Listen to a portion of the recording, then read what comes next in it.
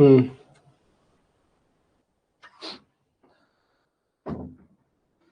Good evening and welcome to Gyan live. મને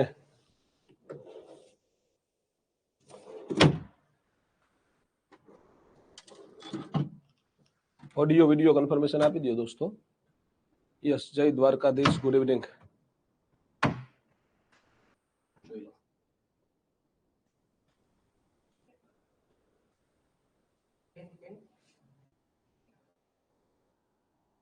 चलो clear ने संभळाय છે બધાને? યસ, તો ચલો શરૂ કરી દઈએ આપણે। ક્યાં સુધી મેં તમને ભણાવ્યું હતું એવું મને કયો? આપણે આર્ટિકલ ચાલુ હતા, બરોબર ને? મને ખ્યાલ છે ત્યાં સુધી આર્ટિકલ ચાલુ હતા અને અહીં સુધી લીધું હતું આપણે।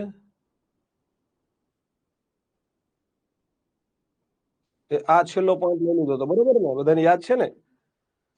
આ છેલ્લે એક્સપ્લેન કરી દીધું હતું ને મેં। Yes, good evening everyone.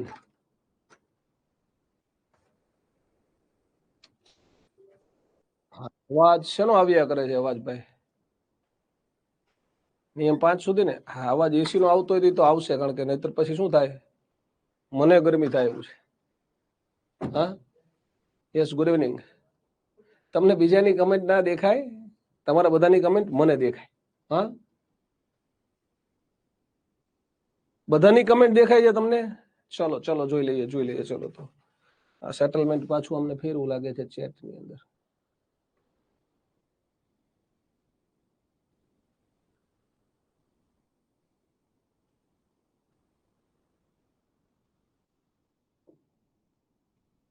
ચલો, હવે નથી દેખાતી ને? મને જરા કમેન્ટ કરીને કહેજો તો। ચલો, હવે નહીં દેખાતી હોય, હવે નહીં દેખાતી હોય, કન્ફર્મેશન આપી દો હવે નથી દેખાતી, એટલે આપણે આગળ જઈએ। ડન ને? ઓકે, ચલો। આમાં શું થયું, તમને બધાને અનુભવ થઈ ગયો કે તમે ઘણી બધી વખત કમેન્ટ કરતા ને એટલે કેટલી ફાસ્ટ કમેન્ટ જતી હોય છે। એમાં ફેકલ્ટી છે એનું ધ્યાન ન રહ્યું હોય ને ક્યારેક કોઈની કમેન્ટ ન જોવાની તો અમુક લોકો આમ ખોટું લાગી જાય, સાહેબ મારી કમેન્ટ વાંચતા નથી। તો સાહેબ કમેન્ટ વાંચવા આવતા નથી, સાહેબ માત્ર ને માત્ર ભણાવવા જ આવે છે। એટલે ઈ જયારે પૂછે ને ત્યારે કમેન્ટ કરવાની, તો મારું ધ્યાન છે ને એ સામે હોય। હા, ચલો, આ ટેસ્ટના ક્વેશ્ચનમાં વાંધો હોય ને તો નેહાબેન ત્યાં તમે છે ને રિપોર્ટ કરી શકો છો બેન, તમે રિપોર્ટ કરી દેજો। હા, ચલો, આ નિયમ આપણે ભણાયો હતો, 5મો નિયમ છેલ્લે તમને આ ભણાયો હતો, બરોબર ને? કે સનાતન વસ્તુ હોય, સનાતન એટલે પરમેનન્ટ। હા, ચલો ડન ને? હવે બધું ઓકે છે ને? ઓલ ઓકે ને? તો આગળ વધીએ, ચલો। હા, તમારે બધાએ 8 વાગ્યાની ઇવેન્ટ છે, એમાં બધા મિત્રોએ ફરજિયાત લાઈવ આવવાનું છે। તમારી બેચમાં લેક્ચર હોય ને તો લેક્ચર પડતો મૂકીને આજ બધા ત્યાં લાઈવ આવજો, કારણ કે 1 મિલિયન સબસ્ક્રાઇબર આપણે આજ 8, 9, 10 વાગ્યાની આસપાસ થશે। હા, ચલો જઈએ આગળ। અને તમારા બધા મિત્રોના સહયોગ થકી જ અમે ત્યાં પહોંચ્યા છીએ। ચલો, છઠ્ઠો નિયમ છે આપણો, 5મો નિયમ આપણે જોઈ લીધો તો છઠ્ઠો નિયમ, વિશેષણ કે ક્રિયા વિશેષણની સુપરલેટિવ ડિગ્રી એટલે કે શ્રેષ્ઠતાવાચક ડિગ્રીનું હોય તો, અને એના પછી નામ હોય તો એની આગળ ધ મુકાય। એટલે જો દાખલા તરીકે હું તમને સમજાવું, અહીંયા શ્રેષ્ઠતાવાચક એટલે શું સમજજો દોસ્તો। દાખલા તરીકે આપણે અહીંયા આવું લખીએ, ફાસ્ટ, ફાસ્ટર અને ફાસ્ટેસ્ટ, અથવા તો ગુડ, બેટર અને બેસ્ટ, અથવા તો બ્યુટીફુલ, મોર બ્યુટીફુલ,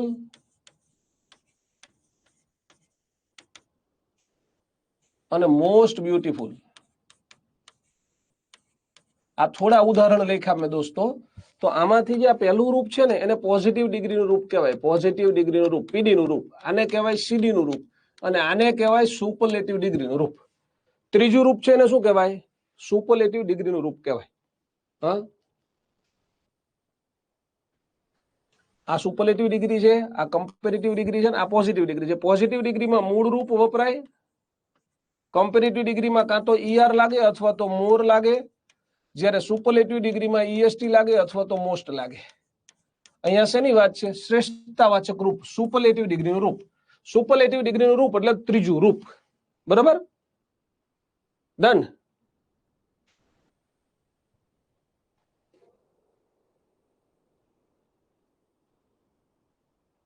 ચાલો, હા, તમને હા કાંઈ પણ પ્રશ્ન હોય તો at the end of the session તમે પ્રશ્ન પૂછજો. હા નેહાબેન, કાઇન્ડનેસ એન્ડ કન્સિડરેશન ની અંદર બેન નો આર્ટિકલ જ આવવો જોઈએ. તમારી વાત સાચી છે. આપણે જોઈએ છેલ્લે મને પૂછો તમે જરા. લાઈવમાં નોટ નહીં બનાવવાની સોનલ પટેલ. નોટ છે લેક્ચર પૂરો થાય પછી પીડીએફ માંથી આરામથી બનાવવાની, બુક અને પીડીએફ માંથી બનાવવાની. હા, તો આ આપેલું હોય ને તો આની સાથે આર્ટિકલ ધ લખવાનો એવું આપણું કહેવાનું છે. અહીંયા વિશેષણ કે ક્રિયા વિશેષણ આ બધાય રૂપ છે ને, આ મૂળ રૂપ છે ને એ શેનું હોય દોસ્તો? તો વિશેષણ કે ક્રિયા વિશેષણના જ રૂપ હોય બધાય. જ્યારે ઈઆર ને ઈએસટી લાગે ને તો એ વિશેષણ અને ક્રિયા વિશેષણ જ લાગે. વિશેષણનું મૂળ રૂપ, વિશેષણનું ઈઆર વાળું રૂપ અને વિશેષણનું ઈએસટી વાળું રૂપ. આનો અર્થ થાય ઝડપી, આનો અર્થ થાય વધારે ઝડપી. આમાં વધારે શબ્દ લાગે વધારે, અને આમાં સૌથી ઝડપી. આવો આવો આ સૌથી શબ્દ લાગે. ઝડપી, વધારે ઝડપી, સૌથી ઝડપી. સારું, વધારે સારું, સૌથી સારું. સુંદર, વધારે સુંદર, સૌથી સુંદર. સમજાય છે? ડન ને? Thank you Nitinbhai. તો આવું રૂપ આપેલું હોય તો એની સાથે આર્ટિકલ ધ વપરાય એવું આપણને આ નિયમ કહે છે. સુપરલેટિવ ડિગ્રીના રૂપ સાથે આર્ટિકલ ધ વપરાય. તો અહીંયા જો બેસ્ટ ને શું કહેવાય? બેસ્ટ પછી બુક નામ છે, ક્લેવરેસ્ટ પછી ગર્લ નામ છે, મોસ્ટ બ્યુટીફુલ પછી બર્ડ નામ છે, ટોલેસ્ટ પછી ગર્લ નામ છે. એટલે કે ઈએસટી વાળું રૂપ હોય અને એની પછી નામ હોય તો બધાયમાં છે એટલે એની આગળ ધ મૂકવાનો થાય. ક્લિયર? પોઈન્ટ ક્લિયર દોસ્તો? શું હોય? ઈએસટી વાળું રૂપ એટલે સુપરલેટિવ ડિગ્રીનું રૂપ. સુપરલેટિવ ડિગ્રીમાં જ ઈએસટી લાગે.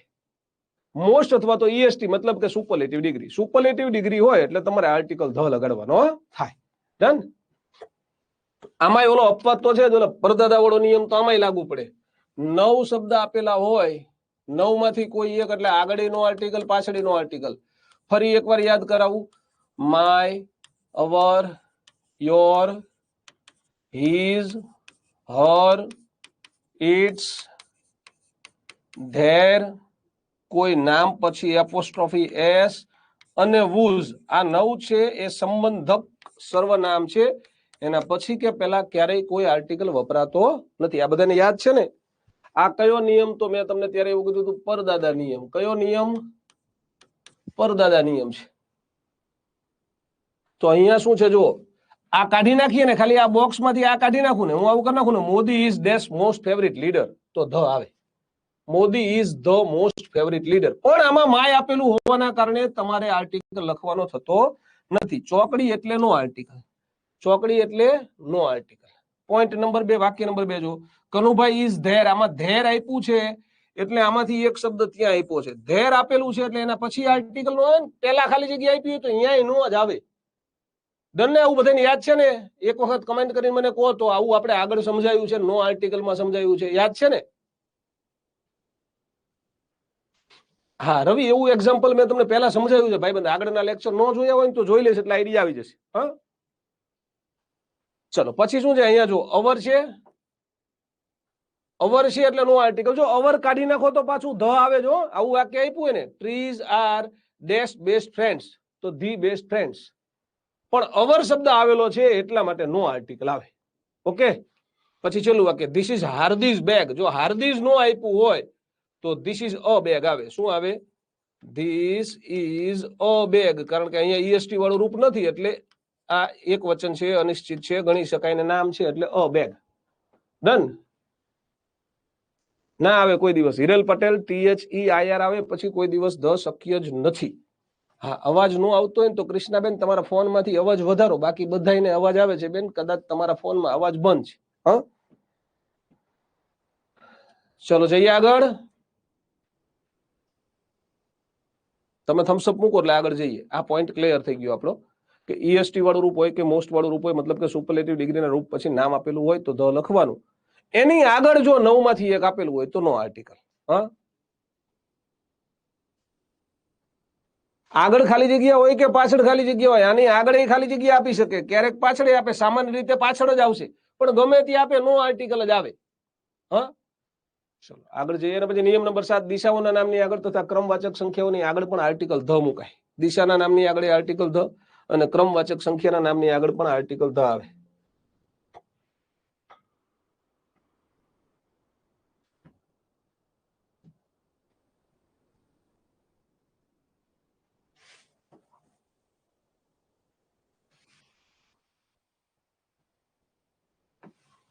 ચલો દિશાના નામ શું પેલા સમજાવી દઉં, અહીંયા ધ્યાન રાખો એટલે ખ્યાલ આવી જાય. હા, મારી દીકરીનું નામ આરતી છે. હા ભાઈ. હા, ચલો જુઓ, તમારી સામે ગમે ત્યારે કોઈ કાગળ હોય અને એમાં તમારે દિશાઓ લખવાની હોય એટલે હંમેશા યાદ રાખવાનું, ઉપરની દિશા હંમેશા ઉત્તર હોય. ઉપર કઈ દિશા હોય? ઉત્તર. નકશો હોય, કાગળ હોય, કાંઈ પણ હોય, ઉપર ઉત્તર દિશા કહેવાય, નીચે દક્ષિણ દિશા કહેવાય. અને તમે કાગળની સામે હોય એટલે તમારો જમણો હાથ છે એ હંમેશા પૂર્વ હોય અને તમારો ડાબો હાથ જે બાજુ હોય એને પશ્ચિમ દિશા કહેવાય. યાદ રાખજો. ઉત્તર, દક્ષિણ, પૂર્વ, પશ્ચિમ સમજાઈ ગયું? હા, હવે આના સિવાય મિત્રો 4 છે ને ખૂણા આવે. આને ઈશાન ખૂણો કહેવાય, આને અગ્નિ ખૂણો કહેવાય, આને નૈઋત્ય કહેવાય અને આને વાયવ્ય કહેવાય. આવું તમે રિઝનિંગમાં ભણો છો, યાદ છે? પછી આને કદાચ આવી રીતે ન લખવું હોય તો આવી રીતે લખી શકાય છે. આમ લખે. આને શું કે ઉત્તર અને પૂર્વની વચ્ચે છે ને એટલે આને એમ કે ઉત્તર પૂર્વ. તમે ઇન્ડિયાનો મેપ દોરો ને, જગ્યા ઓછી છે એટલે એ પ્રમાણે દોરું છું હું, બરોબર ને? આમ તો આપણું ભારત છે બહુ મોટું છે ભાઈ, પણ અહીંયા તમને સમજાવવા માટે ખાલી બ્રીફિંગ કરી દીધું. તો આમાં જે ઉપરની દિશા છે એને ઉત્તર કહેવાય, નીચેની દિશાને દક્ષિણ કહેવાય, આ બાજુ પૂર્વ દિશા કહેવાય, આ બાજુ આપણે ગુજરાત છે એ પશ્ચિમમાં છે. અને આને ઉત્તર પૂર્વના એવું કે ખબર છે, ઉત્તર પૂર્વના સ્ટેટ્સ, તો આ બધાને ઉત્તર પૂર્વના સ્ટેટ્સ કે. આ બાજુ શું કહેવાય? તો કે દક્ષિણ પશ્ચિમ કહેવાય. આ શું કહેવાય? દક્ષિણ પૂર્વ કહેવાય. આ શું કહેવાય? તો કે ઉત્તર પશ્ચિમ કહેવાય. આને શું કહેવાય? ઉત્તર પશ્ચિમ. ડન.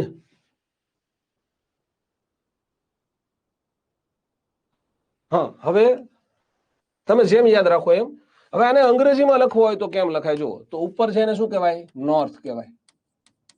આને શું કહેવાય? સાઉથના સ્ટેટ છે એવું કે ખબર છે ને? સાઉથના.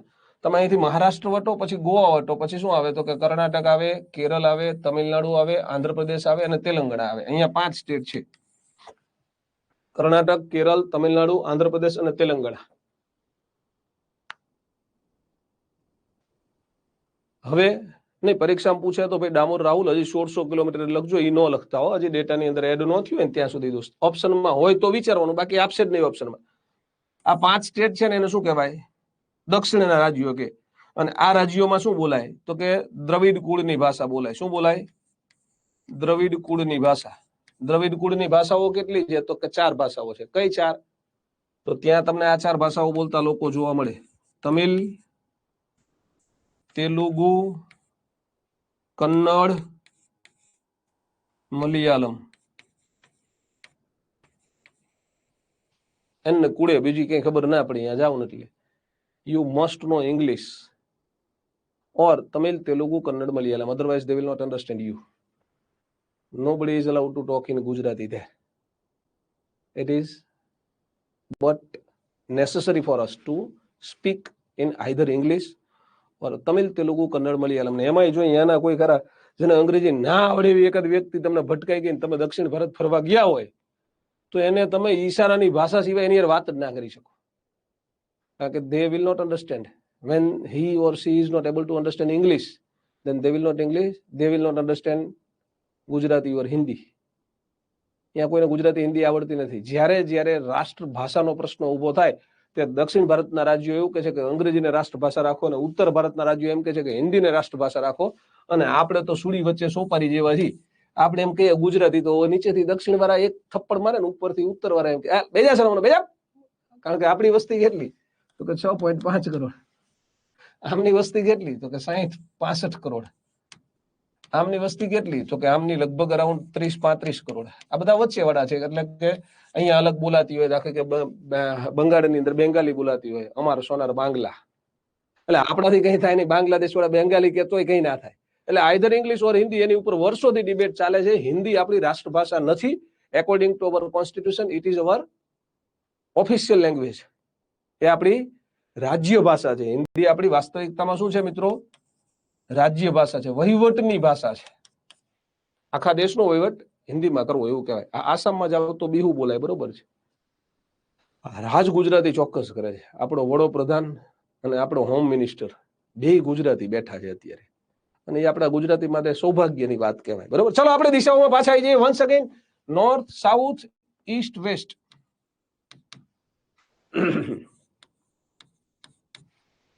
જો WEST, WAIST, VEST આવી રીતના 3 વેસ્ટ છે. બરોબર, આ પશ્ચિમ, આ કમર, હજી એક છે વેસ્ટ, આ લખી દઉં. ચલો, આ કાપડ છે, ચડ્ડી બનિયન જેમાંથી બને ને એને વેસ્ટ કહેવાય. અને આ વેસ્ટ એટલે શું થાય? નકામું. વેસ્ટ માંથી બેસ્ટ એવું કે ને એ. બરોબર, હા, વડક્કમ. બરોબર છે, વડક્કમ તમિલમાં બોલે. સાચી વાત છે જલ્પાબેન. અમે ગયા હતા એટલે સારું હતું અમારા નસીબે કે અમને જે ગાડીનો અમે ડ્રાઈવર અમારી સાથે હતો એ was able to understand English. થોડું ઘણું એને અંગ્રેજી સમજાવતું હતું. ઇંગ્લિશ એવું કે ખાલી ઇંગ્લિશમાં બોલીએ એટલે યસ નો થોડી ટૂંકી વાત કરી લે એટલે કામ રડતું હતું. બાકી તો કોઈ મેર ના આવે. તમે ત્યાં જાઓ ને એટલે ત્યાં એવું થાય કે મોટી મોટી હોટલ હોય ને તો એની અંદર રસોઈયા એ લોકોએ નોર્થ વાળાને બોલાયા હોય. નાલા કિંગલા એવું આવતું છે, મને વિશેષ ખબર નથી. I don't know Tamil, Telugu, Kannada, Malayalam. પણ હું તમને એવું ફેક્ટ એક ચોક્કસ કહી દઉં કે આ દ્રવિડ કુળની સૌથી જૂની ભાષા કઈ એવું પૂછે તો તમિલ સૌથી જૂની ભાષા છે. એમ કે દ્રવિડ કુળની ભાષાઓનો જન્મ ક્યારે થયો તો ઈસવીસનની શરૂઆતમાં થયો. એટલે કે આજથી અંદાજે 2025 વર્ષ પહેલા આ બધી ભાષાઓનો જન્મ થયો. સૌથી જૂની તમિલ કહેવાય. ડન. હવે આ બધી દિશાઓના નામની આગળ હવે આ છે એને શું કહેવાય? ઉત્તર પૂર્વ એટલે નોર્થ ઈસ્ટ કહેવાય. શું કહેવાય? North East. આને શું કહેવાય સાહેબ? આને કહેવાય સાઉથ ઈસ્ટ. આને શું કહેવાય સાહેબ? સાઉથ વેસ્ટ કહેવાય. આને શું કહેવાય? નોર્થ વેસ્ટ કહેવાય. અહીંયા પાકિસ્તાન છે, ખબર છે ને બધાને? અહીંયા પાક છે, પાક. પાક નામ જ એનું પાક છે, બાકી નાપાક જ છે. કૂતરાની પૂંછડી, કૂતરું આમ પૂંછડી સાથે ઉભું હોય ને એવો એનો નકશો છે. પાકિસ્તાન અહીંયા છે. એક વખત જીકેની પરીક્ષામાં એવું પૂછ્યું હતું કે પાકિસ્તાન ભારતની કઈ દિશામાં આવ્યો છે? તો વાયવ્ય ખૂણામાં આવ્યો છે. કઈ દિશામાં? વાયવ્ય ખૂણામાં. હા, ડોંગરી ભાષા પણ બોલે. સાચી વાત છે. તો નેપાળી બોલાય છે ભારતમાં ઘણી બધી જગ્યાએ. બધે અલગ અલગ ભાષાઓ, કારણ બીકોઝ 22 લેંગ્વેજીસ આર કોન્સ્ટિટ્યુશનલી અપ્રુવડ. ભારતની અંદર બંધારણીય રીતે 22 ભાષાઓ તો માન્ય ભાષાઓ છે. એટલે તો ઓફિશિયલ લેંગ્વેજ છે જેનું પ્રોપર ગ્રામર હોય. બાકી બોલીઓ તો 2200 હશે. હા, 12 ગાવે બોલી બદલાય. હા, એટલે તમે આમ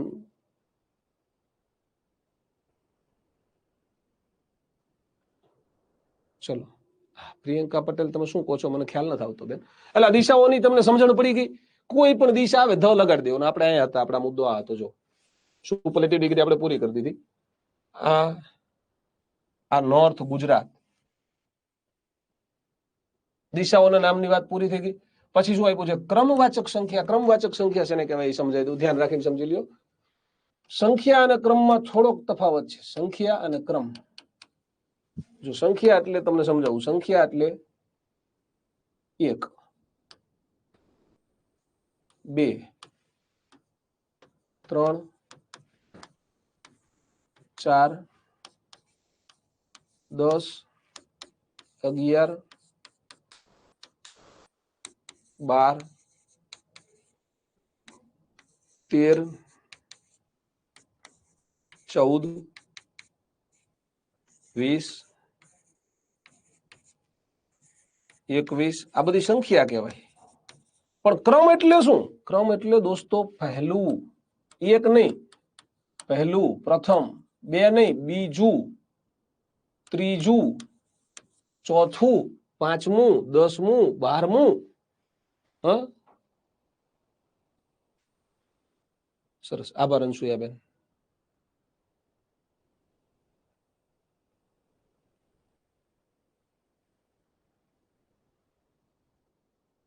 હા પ્રિયંકાબેન. ચલો, ચોથું. એ ભાઈને સજા થઈ ગઈ બેન.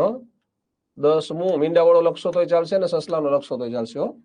11મું, 12મું. સમજાય છે? તો આ જે છે ને, આને ગુજરાતીમાં લખવું હોય તો આને વન કહેવાય. આને શું કહેવાય? વન. પણ આને વન નો કહેવાય, આને કહેવાય ફર્સ્ટ.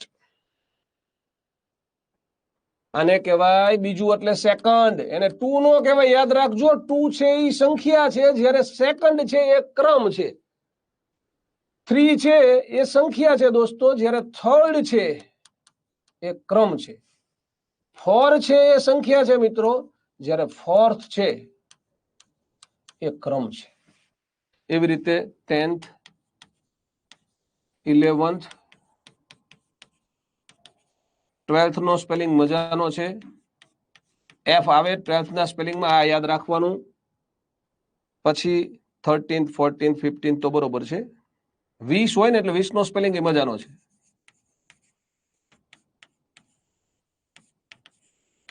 ઈ 20. 21મું હોય તો શું થાય મિત્રો? તો આપણે કઈ સદીમાં જીવીએ છીએ? 21st. 21મું કહેવાય. 21st એટલે 21મું. હા યસ, કાર્ડિનલ ઓર્ડિનલ બરોબર છે. ઓર્ડિનલ નંબર છે. યસ હેમાંક્ષી. તો આ બધાની સાથે ધ વપરાય. આને શું કહેવાય દોસ્તો? ક્રમવાચક.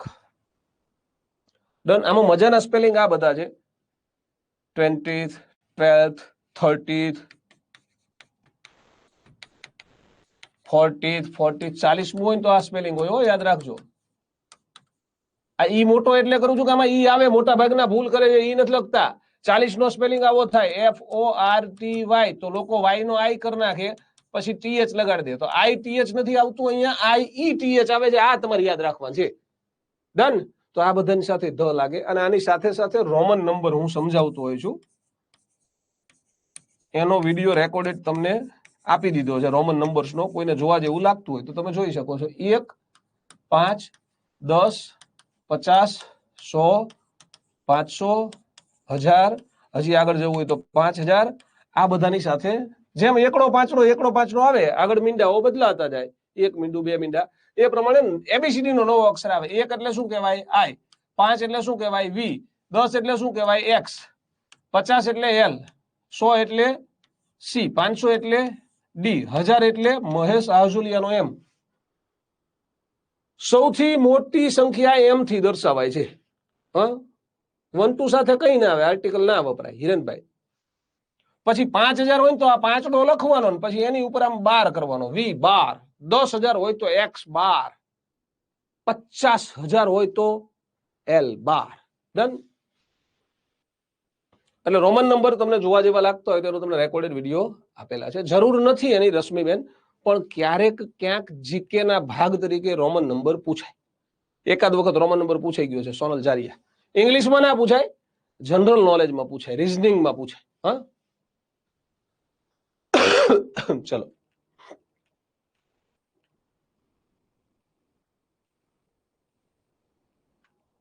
આ હતું આપણું. પછી શું છે? આ ઈસ્ટ એટલે દિશા, ફર્સ્ટ એટલે ક્રમ, 9th એટલે ક્રમ, નોર્થ ગુજરાત એટલે દિશા, આ second, fourth, next, last, 12th. આ એફ છે ને એ લોકો ભૂલી જાય છે. હા બરોબર છે, આપણે બુકની અંદર આપેલા છે, મટીરિયલમાં છે. આ 30th માં ઈ ભૂલી જવાય છે લોકોથી, 40th માં ઈ ભૂલી જવાય છે. આપણે ભૂલ ન થાય. 20th 30th 40th 50th 60th 70th 80th ને 90th બધા એમાં વાય નો આઈ કરવાનો, પછી ઈ ઉમેરવાનો, પછી ટીએચ લગાડવાનો. ડન. યાદ રહેશે ને? ચલો એના પછી 8મો પોઈન્ટ ઉપર આપણે જઈએ.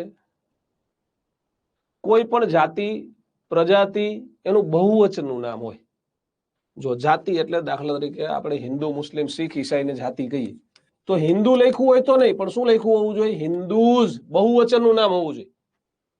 પછી હિન્દુની અંદર પ્રજાતિ એટલે હિન્દુની અંદર દાખલા તરીકે બ્રાહ્મણ લખ્યું, પણ એસ લગાડ્યો. કે ક્ષત્રિય લખ્યું, એસ લગાડ્યો. શુદ્ર લખ્યું, એસ લગાડ્યો. વૈશ્ય લખ્યું, એસ લગાડ્યો. તમને ખબર છે ને આમ શું કે આમ મને પેલા છે ને પ્રાચીન ભારતમાં વર્ણાશ્રમ વ્યવસ્થા હતી. શું હતું? વર્ણાશ્રમ વ્યવસ્થા. આઈજીકે નો ભાગ છે. તો વર્ણ કેટલા? 4 વર્ણ. કયા 4 વર્ણ? તો કે બ્રાહ્મણ, ક્ષત્રિય, વૈશ્ય અને શૂદ્ર. પછી 4 આશ્રમ હતા. આ આશ્રમ છે. આશ્રમ એ 4 હતા. કયા 4 આશ્રમ હતા? કોઈ કમેન્ટ કરીને કહેશે મને? 4 આશ્રમ કયા હતા? સૌથી પહેલો કયો આશ્રમ આવે? સરસ, અનસુયાબા ચાલા. યસ, ચિંકલબેન. પહેલો આવે બ્રહ્મચર્ય આશ્રમ, બરોબર છે. પહેલો કયો આવે? બ્રહ્મચર્યાશ્રમ. પછી આવે ગૃહસ્થાશ્રમ. એટલે કે ગૃહસ્થ આશ્રમ બેનો સરવાળો એટલે સંધિ જોડો એવું ભણો તમે ગુજરાતીમાં, એ છે.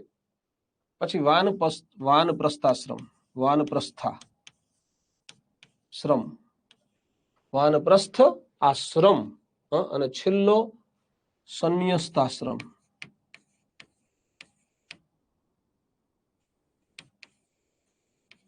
અહીંયા થ કે ત ગમે તે લખો ચાલશે.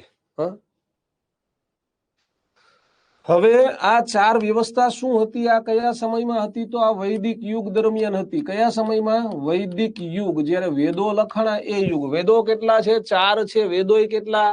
4. કયા 4? ઋગ્વેદ, યજુર્વેદ, સામવેદ અને અથર્વવેદ. ઋગ્વેદ, યજુર્વેદ, સામવેદ અને અથર્વવેદ. અથર્વવેદ છે એ જાદુ, ટોણા, વશીકરણ એ બધું એની અંદર આપ્યું છે. હા, ડન. આ બધા અગાઉની પરીક્ષામાં પૂછાયેલા પ્રશ્નો આપણે બુકની અંદર આપીએ છીએ. બ્રાહ્મણ કોને કહેવાય?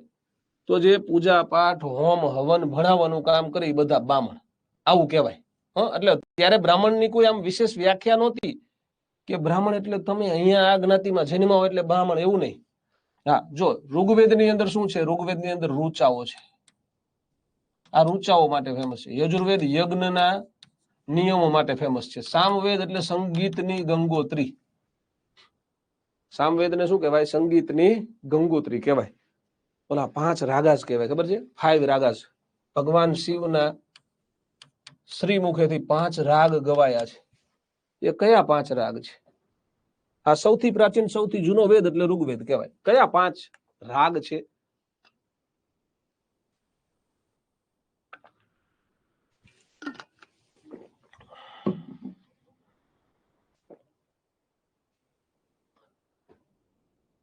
સારે ગમ પા નહીં, એ તો સારે ગમ પદ નિશા છે. શ્રી સાચું છે, બારિયા સંજય.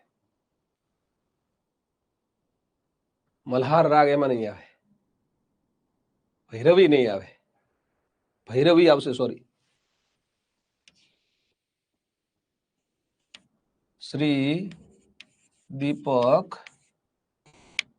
હિંડોળ, મેઘ અને ભૈરવી. આ 5 રાગ કહેવાય. ભગવાન શિવના શ્રી મુખેથી ગવાયેલા 5 રાગ કહેવાય. ચલો આપણે પાછા અહીંયા આવી જઈએ. આમાં જીકેમાં તો કેવું છે ખબર છે? જેટલું ખોદવી ને એટલું નીકળે. 5 રાગમાં આ જ રાગ આવે. એમાં સુગમ રાગ ને તમારે માલકોશ રાગ ને એવું ના આવે. યસ, અનુસૂયા બાચાલા બરોબર છે. બ્રાહ્મણ એટલે પૂજા પાઠ કરે, હોમ હવન કરે, ભણાવે બધાને. ક્ષત્રિય એટલે રક્ષણ કરે, માતૃભૂમિનું રક્ષણ કરે, ગામની દીકરીઓનું રક્ષણ કરે, ગામની સ્ત્રીઓનું રક્ષણ કરે. ટૂંકમાં અસહાયનું રક્ષણ કરે એને ક્ષત્રિય કીધા છે. શાસન કરે એને ક્ષત્રિય કીધા છે. વૈશ્ય એટલે વ્યાપાર કરે, ખેતી કરે ને વૈશ્ય કીધા છે. શું કરે? વ્યાપાર કરે, ખેતી કરે, એ વૈશ્ય કહેવાય. અને શૂદ્ર કોને કહેવાય? તો કે ઉપરની 3 જે કઈ જાતિઓ છે ને, આમને સેવા આપે, અલગ અલગ પ્રકારની સેવા આપે, બધાને શૂદ્ર કીધા છે. ને મારા માનવા પ્રમાણે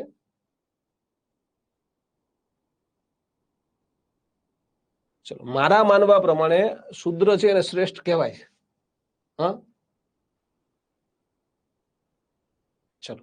વૈશુ પાટીલ એ તમારી અંગ્રેજીની સ્પેશિયલ બેચમાં ફંક્શન આવે, કોમન બેચમાં ફંક્શન ન કરાવીએ આપણે. એટલે શૂદ્ર શ્રેષ્ઠ છે એની પાછળનું રીઝન છે. જો શૂદ્ર એમ કહી દે ને કે અમે ત્યારે વૈદિક પીરિયડમાં શૂદ્ર એવું કહી દીધું હોત શૂદ્રોએ કે સેવા નહીં થાય, જાઓ, તો પછી બાવાજી બનવાનું થાય, કુંભના મેળામાં જવાનું થાય. યસ, બિલકુલ. ચલો પછી બ્રહ્મચર્યાશ્રમ એટલે 25 વર્ષ સુધી, 0 થી 25 વર્ષ, જન્મ થાય ત્યાંથી 25 વર્ષ સુધી શું કહેવાય? બ્રહ્મચર્યાશ્રમ. 26મા વર્ષથી 50મા વર્ષ સુધી શું કહેવાય? ગૃહસ્થાશ્રમ. 51મા વર્ષથી 75મા વર્ષ સુધી શું કહેવાય? વાનપ્રસ્થાશ્રમ. અને 76મા વર્ષથી 100 વર્ષ સુધી કહેવાતું હતું સંન્યસ્તાશ્રમ. આવું કહેવાતું હતું. ત્યારે એવું કહેતા હતા, શું કહેતા હતા? કે લોકો 100 વર્ષ સુધી જીવે, 100 વર્ષ સુધી જીવે એટલે 25 વર્ષના 4 કટકા પાડી દીધા હતા. હા હા, મને ઘણા કહે છે આ વધી ગઈ છે ને દાઢી, એટલે મને કહે સાહેબ શું? મેં કીધું આ કુંભની મુલાકાત લેવા જવાનું છે. મને કે તો એ તો દાઢી જ થઈ છે, હજી જટાનું શું? મેં કીધું તો હવે આવતા કુંભ સુધી રાહ જોવી પડે એવું છે. 4 વર્ષે જટા થાય એ પેલા જટા ન થાય, બરોબર ને? હા, બ્રહ્મચર્યાશ્રમમાં શું કરવાનું મિત્રો? તો એવું કહેવાતું હતું કે બ્રહ્મચર્યાશ્રમમાં વિદ્યા મેળવવાની, ભણવાનું, 25 વર્ષ સુધી ભણવાનું, આવું કહેવાતું હતું પહેલા. 26મા વર્ષથી 50મા વર્ષ સુધી તમારે ગૃહસ્થ તરીકે જીવન જીવવાનું, એટલે ગૃહસ્થની બધી જવાબદારી નિભાવવાની. 51મા વર્ષથી વાનપ્રસ્થાશ્રમ શરૂ થાય. વાનપ્રસ્થાશ્રમ એટલે શું સમજી લેજો. વાનપ્રસ્થાશ્રમ એટલે તમારી મોહ માયા ત્યાગવાના ધીમે ધીમે પ્રયત્ન કરવાના. હા, શું કરવાનું? મોહ માયા ત્યાગવાના પ્રયત્ન કરવાના, સંસાર છોડતા શીખવાનું. અને 76 વર્ષ થાય એટલે રિયલી ત્યારે લોકો છે ને જંગલમાં જઈને વસતા. પછી મોહ માયા નહોતા રાખતા, પછી ભગવાનનું ભજન કરે, પછી અલગ અલગ પ્રકારનું નોલેજ છે શીખે. આપણે જે વેદો અને પુરાણો અને આ બધું કહીએ ને એનું લખાણ છે, ઉપનિષદો, એ બધું આજે લોકો સંન્યસ્તાશ્રમ લેતા ને એમને લખ્યું છે. હા, જઈએ આગળ. ડન ને? હવે આપણે તો શેની ચર્ચા ચાલતી હતી? આપણે આ ટોપિકમાંથી આગળ ગયા હતા.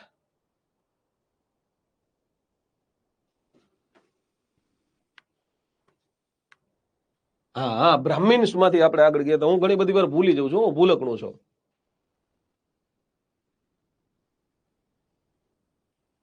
અને 25 વર્ષે તમે ભણો છો તો કોઈ વાંધો નથી, સારી બાબત છે. 25 વર્ષે, 26 વર્ષે, 30 ભણાય. પણ તમે તમારો ગૃહસ્થાશ્રમ શરૂ કર્યો છે, આમાં ઘણી બધી મારી બહેનો છે, ઘણી બધી માતાઓ છે, 35 વર્ષે 40 વર્ષે ભણે છે તમારી સાથે ઓનલાઈન. તો એ ગૃહસ્થાશ્રમમાં છે, એમની ગૃહસ્થાશ્રમની જે કઈ પ્રવૃત્તિ છે એ નિભાવતા નિભાવતા એ ભણે છે. જો 36 ભણે છે, રિદ્ધિબેન ત્રિવેદીની કમેન્ટ, એ બધા ભણે છે. જો 36. હા, ચલો આગળ જઈએ. હા, હવે બ્રાહ્મિન્સ પણ એસ લાગેલો હોવો જોઈએ, બરોબર? 33, 34, સરસ સરસ. ચલો,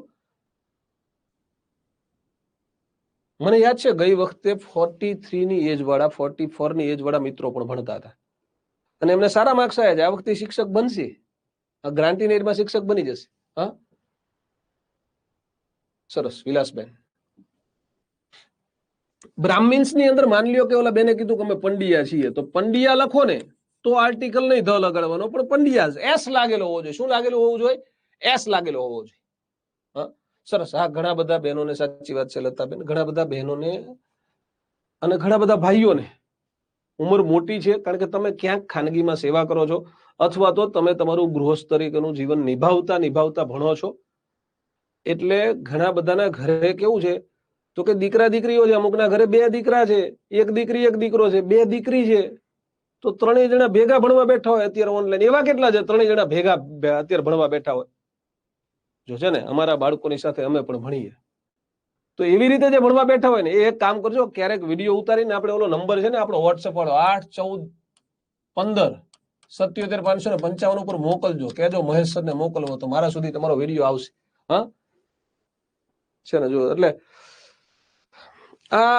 આ ટેકનોલોજીનો આપણે લાભ લઈએ છીએ. હા,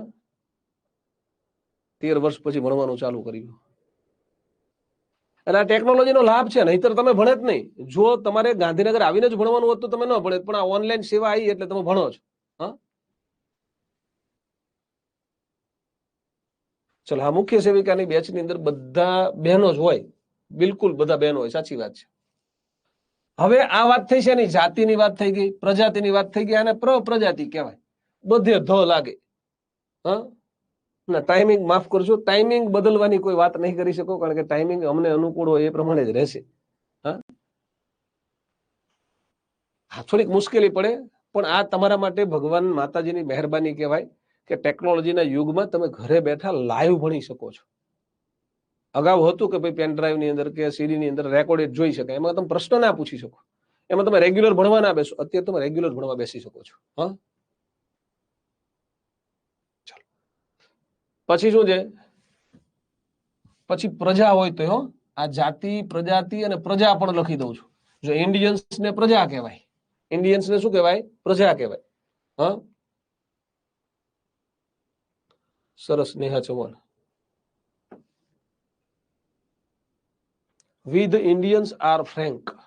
આમ તો આપણે ફ્રેન્ક હોતા નથી હો. હે, તો ઇન્ડિયન ને એસ લાગ્યું છે. ધ જાપનીઝ આર ક્લેવર. જો આ જાપનીઝ પછી આર આપ્યું ને એટલે ખબર પડે કે આ બહુવચન છે. જાપનીઝ, ચાઇનીઝ આ બધા અમુક શબ્દો એવા છે. જાપનીઝ લખો, ચાઇનીઝ લખો, બ્રિટિશ લખો, સ્કોટિશ લખો. સ્કોટલેન્ડના નિવાસી હોય ને એને સ્કોટિશ કહેવાય. તો આ બધામાં એને જો બેન કે છે મારી બેબી છે એ ફિઝિયોથેરાપીના પહેલા વર્ષમાં છે, એટલે ઘણા બધા માતાઓ બહેનો છે મોટી ઉંમરે પણ લાઈવ છે એટલે ભણી શકે છે.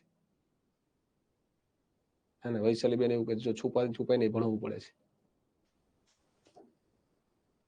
ના, ખાલી હિન્દુ હોય તો પ્રિયલ કઈ નહીં લખવાનું. હા, ડન ને? એટલે જો આવું આપ્યું હોય ને મિત્રો તો તમારે ક્રિયાપદ જોવાનું. ક્રિયાપદ બહુવચન સાથે વપરાય એવું આપ્યું હોય તો એને બહુવચન ગણવાનું. એક વચન સાથે વપરાય એવું આપ્યું હોય તો એને એક વચન ગણવાનું. ડન? સાચી વાત છે જાદવ રશ્મિકાબેન, રસોઈ કરવાનો ટાઈમ હશે જ બેન, પણ તમારે રસોઈ કરતી જવાની અને ભણતું જવાનું. અમે તમને ઓનલાઈન ભણાવીએ છીએ. હા, ઇંગ્લિશ સ્પીક, ઇંગ્લિશ સ્પીક છે ને, સ્પીક ક્રિયાપદ. જો તમે આવું લખો ને, એક વચન લખો ને, દાખલા તરીકે હું આવું લખું જયા, તો સ્પીક્સ આવે. શું આવે? સ્પીક્સ આવે. કોઈ એક અંગ્રેજ હોય ને તો અહીંયા સ્પીક્સ આવે. આ ઝાઝા બધા અંગ્રેજ છે ને એટલે સ્પીક આવ્યું. અંગ્રેજો અંગ્રેજી બોલે છે. અંગ્રેજો અંગ્રેજી બોલે છે. સરસ અમિતાભા, બેસ્ટ ઓફ લક. આપણે આ વખતે 11-12 માં લાગી જ જવાનું છે. હા,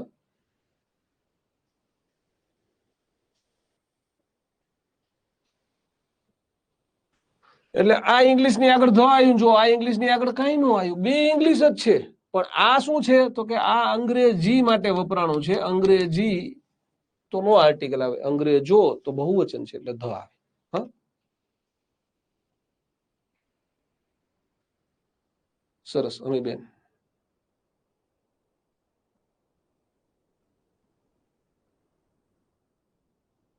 ચલો જઈએ આગળ. જર્મન્સ તો આ એસ લાગ્યો એટલે સમજી જવાય આપણને કે આ બહુવચન છે. સેકન્ડ ક્રમવાચક છે એટલે ધ આવ્યું. પટેલ્સ માં એસ લાગ્યો. The Patels are famous in India. India નહીં, પટેલો તો હવે આખી દુનિયામાં ફેમસ છે. હા, ધ હિન્દુઝ એસ લાગ્યો એટલે ધ હિન્દુઝ. એકલું હોય ને તો કોઈ એક માણસ માટે વપરાણ હોય તમે આર્ટિકલ એ વાપરી શકો છો. એક એન જે લાગુ પડતું હોય. ડન? સરસ જલ્પાબેન. જો જલ્પાબેન બહુ મોટી છે ભણે છે, પણ તમે ધ્યાન રાખીને ભણી લો તો ગ્રાન્ટીન એડમાં આવતા વર્ષે જગ્યાઓ આવવાની છે ને એમાં કોઈ ઉંમર મર્યાદા હોતી નથી. હા,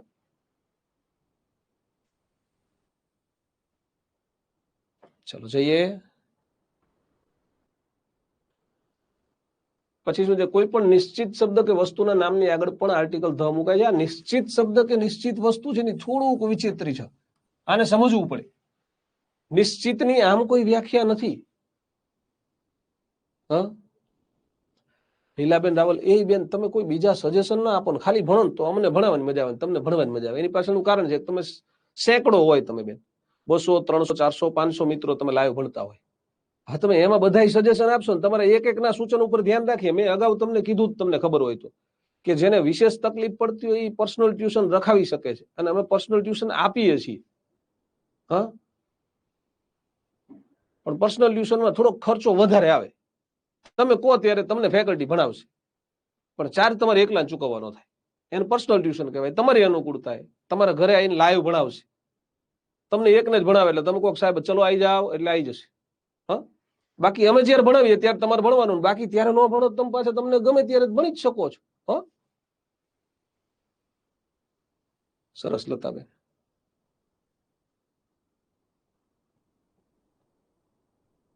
યસ વૈશાલીબેન. નહીં થાય પલકબેન, નો પ્રોબ્લેમ બેન. ચલો હવે જો આ નિશ્ચિત શબ્દ કે નિશ્ચિત વસ્તુ નક્કી કેવી રીતે થાય હું તમને બહુ જ આરામથી સમજાવું છું. હા સરસ ભાવનાબેન. હવે જો આના માટે શું થશે ખબર છે, તમને આપેલો જે શબ્દ હશે ને નિશ્ચિત શબ્દ, આ શબ્દ પછી જે તે શબ્દને નિશ્ચિત બનાવવા માટે એના પછી કાં તો શબ્દ સમૂહ આપવો પડે અથવા તો ઉપવાક્ય આપવું પડે. એના પછી કાં તો શબ્દ સમૂહ આપ્યો હોય અથવા તો ઉપવાક્ય આપ્યું હોય. એટલે જે તે શબ્દ છે ને એ નિશ્ચિત થઈ જાય. નિશ્ચિત થઈ જાય એટલે આ શબ્દની આગળ ધ વપરાય. હવે આમ અઘરું છે, આવી રીતે કહું તો તમને તકલીફ પડશે. હા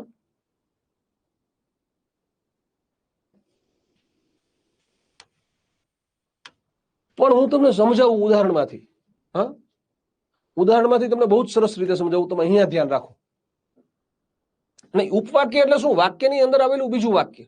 ગોહિલ રાહુલ દોસ્ત, ઉપવાક્યનો મતલબ એવો થાય એક વાક્યમાં બીજું વાક્ય આપવામાં આવે, જે વાક્ય એકલું ના વાપરી શકાય પણ આગળના વાક્યના ટેકામાં વપરાય, એટલે એને ઉપવાક્ય કહેવાય. દોસ્ત જો આ લેડી છે એને શબ્દ કહેવાય. આ લેડી છે એ શું છે, શબ્દ છે. અહીંયા બોય છે એ શું છે, શબ્દ છે. અહીંયા બુક છે એ શું છે, શબ્દ છે. જે શબ્દની આપણે વાત કરવી છે. અહીંયા ગર્લ છે એ શું છે, શબ્દ છે. અને અહીંયા બોય છે એ શું છે, શબ્દ છે. જે આપણે શબ્દની વાત કરીએ. હવે એના પછી શું લખ્યું છે, જેનાથી આ લેડી છે જેનાથી આ લેડી છે એ નિશ્ચિત બની ગઈ. વિયરિંગ બ્લુ સાડી આવું લખ્યું છે ને એટલે લેડી નિશ્ચિત બની ગઈ. આ શું થયું, શબ્દ પછી શું આપ્યું, શબ્દ સમૂહ આપ્યો કે વાદળી સાડી પહેરેલી સ્ત્રી દીપાલી છે.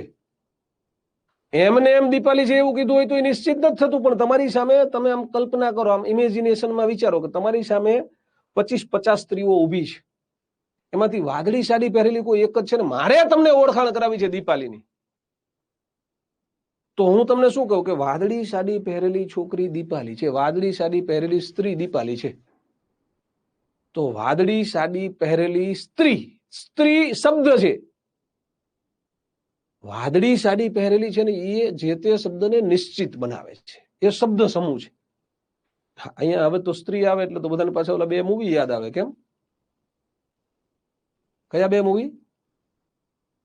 નહીં એડજેક્ટિવ જેવું નહીં વિરલભાઈ. આ શું કહેવાય, આમ તો એવું જ થાય એના માટે બને એડજેક્ટિવ જ, પણ તમારે યાદ શું રાખવાનું, શબ્દની પાછળ શબ્દ સમૂહ આપે અથવા તો શબ્દ પછી ઉપવાક્ય આપે તો જે તે શબ્દ નિશ્ચિત બને. યસ નીતિન કુમાર બરોબર છે. The oranges you boat, you boat પાછળ આવ્યું એટલે ઓરેન્જીસ. હા સ્ત્રી, ઓ સ્ત્રી કલાના, સ્ત્રી અને સ્ત્રી ટુ, ઓ સ્ત્રી દયા કરના, એવું કઈક આવે છે ને બીજામાં એ.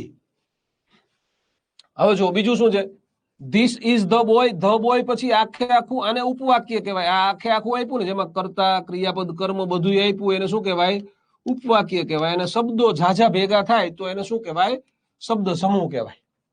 પરંતુ જો આ વાક્ય દોસ્તો આવી રીતે આપ્યું હોત ને, મેં આટલું જ આપ્યું હોત વાક્ય, દાખલા તરીકે મેં આટલું જ લખ્યું હોય, ધીસ ઇઝ ખાલી જગ્યા બોય, બોય પછી કઈ લખ્યું નથી તો બોય નિશ્ચિત ન બને.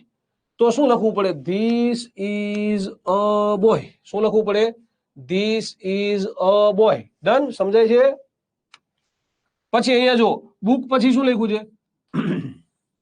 Which I gave you. Which I gave you પણ શું છે દોસ્તો, ઉપવાક્ય છે. જો આટલું જ વાક્ય લખ્યું હોત તો વેર ઇઝ ખાલી જગ્યા બુક, વેર ઇઝ ખાલી જગ્યા બુક અને ક્વેશ્ચન માર્ક કરેલો હોત તો આપણને સમજાય કે વેર ઇઝ અ બુક. આવું થાય. ખ્યાલ આવે છે? પછી જો અહીંયા ગર્લ આવું ન આપ્યું હોત ને પાછળ, ઇન રેડ ડ્રેસ, આને ઉપવાક્ય ના કહેવાય, આને શું કહેવાય, શબ્દ સમૂહ કહેવાય. આ શબ્દ સમૂહ છે, જેમ પેલા વાક્યમાં હતું એમ. શબ્દ પછી શબ્દ સમૂહ, શબ્દ પછી ઉપવાક્ય, શબ્દ પછી ઉપવાક્ય, શબ્દ પછી શબ્દ સમૂહ. વન્સ અગેન શબ્દ પછી વિથ અ બેગ, શબ્દ સમૂહ. શબ્દ પછી શબ્દ સમૂહ કે શબ્દ પછી ઉપવાક્ય આપવાથી જે તે શબ્દને નિશ્ચિત બનાવી શકાય છે. સમજાય છે? બધા મારી પાસે જો ક્લાસમાં ભણતા હોય તો હું એક આવું ઉદાહરણ આપું છું કે છેલ્લી બેન્ચ પર બેઠેલો વિદ્યાર્થી, અહીંયા તારી બેન્ચીસ જ નથી બોલો, અને તોય ક્લાસ છે, કારણ કે અમુક વખત તો કોઈક વડીલો આ જોવા આવ્યો હોય ને અમારો સ્ટુડિયો, અને આ કોઈક અમારા ઓપરેટર કે કોઈક બતાવે, હાલો સાહેબ ભણાવી બતાવું કે, તો પછી અહીંયા આવીને દરવાજો ખોલીને બતાવે ને તો કે આ સાહેબ ગાંડા થઈ ગયા લાગે, એકલા એકલા બોલે કે સામે તો કોઈ હે નહીં, એકલો એકલો આ કોને ભણાવે છે કે. પણ એમને શું ખબર હોય કે આખા ગુજરાતને ભણાવે છે. આ અમારી આંખ છે, અમારો કેમેરો છે, એ મારી આંખ છે. અહીંથી મારી આંખને તમારા સુધી પહોંચાડે છે. હા, તમને એવું જ ફીલ થતું હશે કે સાહેબ અત્યારે તમારી સામે જ જોવે છે, બોલો થાય છે કે નહીં મને કહો તો. અત્યારે મારી આંખનું કનેક્શન સીધું તમારા બધાની આંખ સાથે છે. હા, યસ, બિલકુલ વિશાલ, એવું કહી શકાય દોસ્ત. The man wearing blue blazer is Mahesh આહજુલી, આવું કહી શકાય. હા, યસ, બિલકુલ. જો શબ્દ પછી શબ્દ સમૂહ કે ઉપવાક્ય આપવામાં નથી આવતું, હું એમ કહી શકું કે ટેબલ ઉપર પડેલી પેન, તો ધ પેન એવું લખાય, લાઈંગ ઓન ધ ટેબલ. હા, ખ્યાલ આવ્યો? ચલો, આ પોઈન્ટ ક્લિયર. અને આમાં થોડીક મજા છે મિત્રો. શું સમજવાનું છે? શબ્દ પછી શું હોવું જોઈએ? કાં તો શબ્દ સમૂહ, કાં તો ઉપવાક્ય હોવું જોઈએ, તો જ ધ થાય, તો જે તે શબ્દ ઓટોમેટિકલી નિશ્ચિત બને. નિશ્ચિત બનાવવા માટે આની જરૂર છે. આને નિશ્ચિત બનાવવું છે તો આ આવવું જોઈએ, આ આવે તો આ આવે ભાઈ. ડન ને? યસ, બિલકુલ. લાઈવ ની મજા જ એ છે કે આ તમને ક્લાસરૂમનું ફિલિંગ કરાવડાવે. હા, મારા દીકરાનું નામ ધર્મ આહજુલિયા છે. હા, ધર્મ આહજુલિયા, એ કોલેજના સેકન્ડ યરમાં છે. Yes, the students who are learning English are Gujaratis. The students learning English are Gujaratis, આવું લખાય. હા, કન્ફર્મ આવશે ભટ્ટ નિસર્ગ. હા, તમને આમાં કેવું છે, તમારે કોના ઉપર વિશ્વાસ રાખવો ને એ જિંદગીમાં શીખવું પડે. ઘણા બધા મિત્રોને કેવું છે કે જે ગામ આખું કે બધાનું સાચું માને, તો એ કોઈ દી ક્યાંય આગળ ના આવે. હા, ચલો, એલડીઆરપી કોલેજમાં છે અહીંયા ગાંધીનગરમાં, બીએસસી કમ્પ્યુટર સાયન્સ. આગળ જઈએ. આ પોઈન્ટ ક્લિયર. રાજ્યોના સ્વતંત્ર એકમો મળીને દેશ બને ત્યારે દેશના ટૂંકાક્ષરી નામ કે પૂર્ણ નામ બંનેની આગળ આર્ટિકલ ધ મુકાય. હવે જો ટૂંકાક્ષરી નામ છે ને દેશના, 4 જ ટૂંકાક્ષરી નામ છે. જો અહીંયા લખાય યુએસએસઆર, યુકે અને યુએઈ. યુએઈ એટલે શું થાય? યુનાઇટેડ આરબ એમિરેટ્સ. યુકે એટલે શું થાય? United Kingdom. United states of America. અને યુએસએસઆર નું ફૂલ ફોર્મ શું થાય મને કહો ચલો. તો એનું ફૂલ ફોર્મ થાય યુનિયન ઓફ સોવિયેટ સોશિયાલિસ્ટ રિપબ્લિક્સ. આવું પૂછે ને પરીક્ષામાં તો મને વિશ્વાસ છે કે યુએસએસઆર ના ફૂલ ફોર્મમાં મોટા ભાગના લોકો ભૂલ કરે. હા, મારી દીકરી છે, એનું નામ હાર્દી છે, હાર્દી આહજુલિયા, અને એ 9 વર્ષની છે.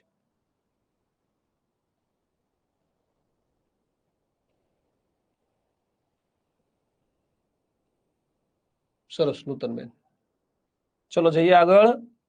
આ બધાનું ફૂલ ફોર્મ પૂછી શકે છે. United Arab Emirates, United Kingdom, United states of America. આ તમને ત્રણેય આવડે એવા છે એટલે એ નથી લખ્યા. હા, ભાવેશભાઈ તમને ઇન્ફોર્મ કરશે દોસ્તો. મારા વાઈફનું નામ રંજન આહજુલિયા છે. ભટ્ટ નિસર્ગભાઈ, પરીક્ષા અમે રાજ્ય પરીક્ષા બોર્ડમાં મળવા ગયા હતા તો અમને એવું જણાવવામાં આવ્યું છે કે ટેટટાટની પરીક્ષા જૂન, જુલાઈ, ઓગસ્ટમાં અમે લઈશું. જો એના પહેલા ભરતી પૂરી થઈ જાય છે તો પરીક્ષા વહેલા પણ લઈ શકે છે.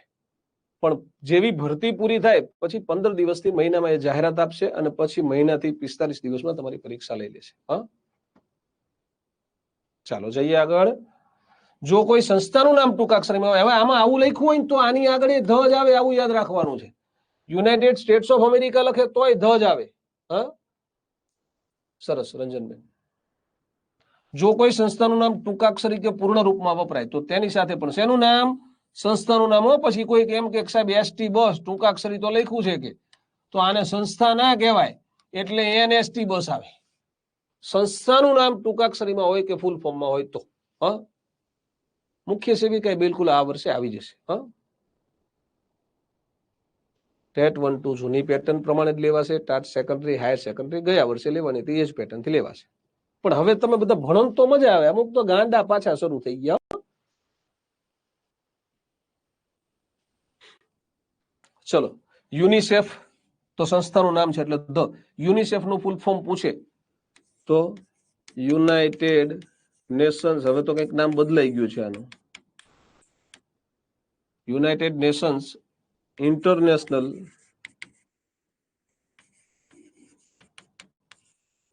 Children emergency fund.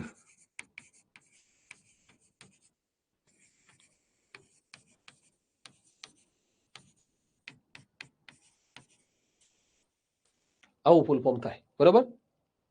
અત્યારે યુનાઇટેડ નેશન્સ ચિલ્ડ્રન્સ ફંડ એવું થઈ ગયું છે. બરોબર છે.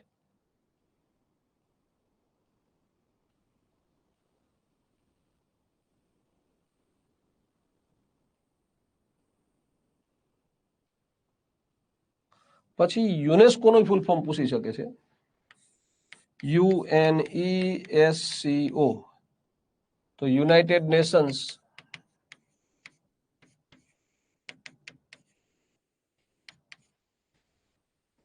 એજ્યુકેશનલ સાયન્ટિફિક હો, યાદ રાખજો, scientific and cultural organisation.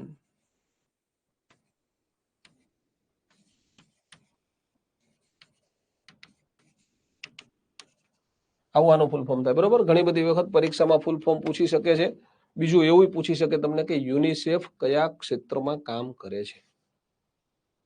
UNICEF કયા ક્ષેત્રમાં કામ કરે છે? તો યુનિસેફ છે એના માટે અગત્યનું બાળકો છે. યુનિસેફ કોના માટે કામ કરે? તો કે દુનિયામાં બાળકો માટે કામ કરે. બાળકો પછી મહિલાઓ માટે.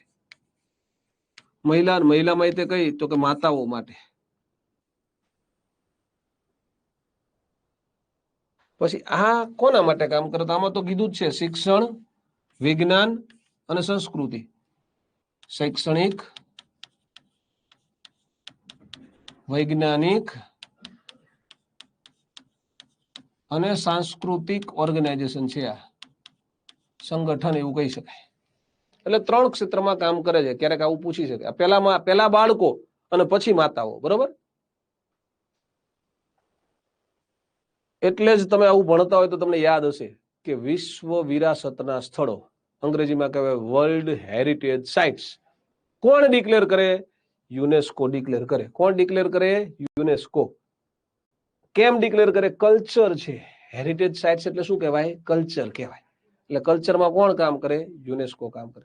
ઘણી બધી વખત આવી રીતે તમને કોરિલેશન કરતા આવડતું હોય તો ઘણા બધા પ્રશ્નોના જવાબ આવડી જાય.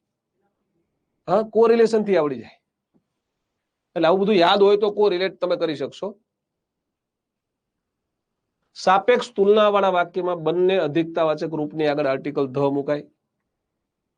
સંસ્થાનું વડું મથક ક્યાં આવે એવા પ્રશ્નો પૂછી શકે. ભારત પરિચય બુકની અંદર આપણે સંસ્થાના વડા મથક તમને આપેલા છે. આંતરરાષ્ટ્રીય સંસ્થાઓનો એક ટોપિક આપ્યો છે. સાપેક્ષ તુલના આપણે આગળ ભણી ગયા. ડબલ કમ્પેરિઝન એવું આપણે આગળ ભણી ગયા હતા. આર્ટિકલ ક્યાં વપરાય? 3 જગ્યાએ વપરાય. હા, ક્યાં? 3 જગ્યાએ. કઈ 3 જગ્યાએ? નામની આગળ એન ધ ત્રણેય વપરાય. પહેલા આર્ટિકલના લેક્ચરમાં તો 3જો લેક્ચર છે તમારો. હા, પછી નંબર 2 તો કે વિશેષણ કે ક્રિયા વિશેષણના ડબલ કમ્પેરિઝન વાળા વાક્યમાં.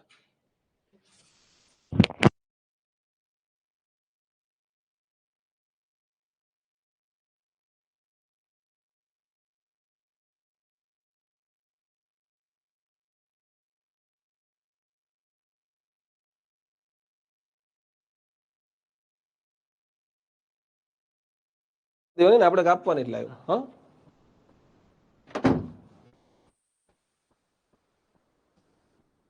ચાલો. જો પરીક્ષામાં માઇનસ પદ્ધતિ ઉમેરાય તો ભલામણ એમાં રોવાનું ક્યાં આવે? નોટિફિકેશન આવે એટલે ખબર પડી જ જાય કે નહીં? એ બધી ચિંતાઓ અમુક કેવું ખબર છે? ભેંસ ભાગોળે અને એની ચિંતા અત્યારે અહીંયા ઘરે બેઠો બેઠો કરતો. ભલામણ એ આવશે એટલે સમજાશે. અત્યારે ભણવામાં ધ્યાન રાખો તો મજા આવે. ચલો, આ કોણ છે? એની કમેન્ટ હાઈડ કરી દઈએ. અગાઉ એકની કરી હતી, આજે આ બીજા કોઈકની કરવી પડશે. આ ભટ્ટ નિસર્ગ માથાકૂટ મુકતો જ નથી. પેલા એ જ હતો, મને ખ્યાલ છે. અમુકને કેવું છે, બિનજરૂરી ગાંડા થવું જોઈએ. ગમે એમ કરો તો હું સાહેબ તમને હેરાન કર્યા વગર ન જ રહું એમ. હા, ચાલો.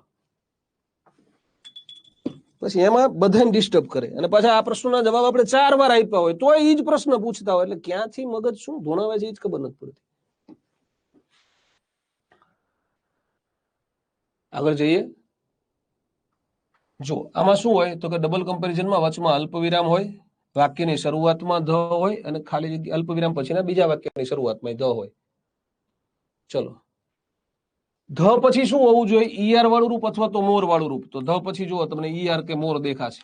ધ પછી શું હોય? કાં તો ઈઆર હોય કાં તો મોર હોય. ચલો, એટલે હવે તમે બધા આરામથી ભણજો, વ્યવસ્થિત ધ્યાન રાખીને ભણજો. જો એક પાછા ફરીથી એક બીજા ભાઈને મારે હાઈડ કરવા પડ્યા, પછી હવે તમે કમેન્ટ નહીં કરી શકો. અને શું ફેર પડે છે? માઇનસ આવશે તો કઈ તમને એકને તો માઇનસ આવવાના નથી, આખા ગામને આવવાના છે. તો એમાં શું ચિંતા છે? જો માઇનસ સિસ્ટમ વાળી પરીક્ષા આવે તો તમારે ક્યાં ચિંતા કરવાની છે? તો બધું અમે તમને સમજાવવાના જ છીએ શું કરવાનું. હા, ચાલો આગળ જઈએ. 12મો આ તમને બધાને યાદ છે ને? પછી મેં તમને આમાં એવું ભણાવ્યું હતું, જો યાદ હોય તો, કે અહીંયા ખાલી જગ્યા આપી હોય ઓપ્શનમાં તમને આ 4 ઓપ્શન આપે: ફાસ્ટ, ફાસ્ટર, ફાસ્ટેસ્ટ અને મોર ફાસ્ટ અથવા તો મોસ્ટ ફાસ્ટ. આવા 4 ઓપ્શન આપે તો તમે અહીંયા બકરીના ડબ્બામાં પૂરી ન જતા. ધ્યાન રાખજો, તમને ખબર પડી જવી જોઈએ. આવું કીધું તું મેં, યાદ હોય તો, કે અહીંયા ધ પછી ઈઆર આપ્યું છે, મતલબ કે આ શું છે? ડબલ કમ્પેરિઝન છે. આ તમને આઈડિયા આવી જવો જોઈએ કે આ ડબલ કમ્પેરિઝન છે ને ડબલ કમ્પેરિઝન છે તો આગળ ધ આવે. ઓકે, ચલો એના પછી શું છે? The more he earns the more he spends. તો આમાં શું છે? મોર છે, મોર છે. ઈઆર કે મોર, ઈઆર કે મોર, અલ્પ વિરામ પહેલા, અલ્પ વિરામ પછી. બે જગ્યાએ હોય, ખાલી જગ્યા અહીંયા આપી શકે તો આપણને ખબર પડે મોર, મોર. તો ધ મૂકી દો, ડબલ કમ્પેરિઝન છે. ડન ને? ચલો પોઈન્ટ નંબર 12 ઉપર જઈએ આપણે. ટ્રેનનું નામ, જહાજનું નામ, ટાપુનું નામ, વર્તમાનપત્રનું નામ કે સામાયિકનું નામ હોય તો એની સાથે પણ આર્ટિકલ ધ આવશે.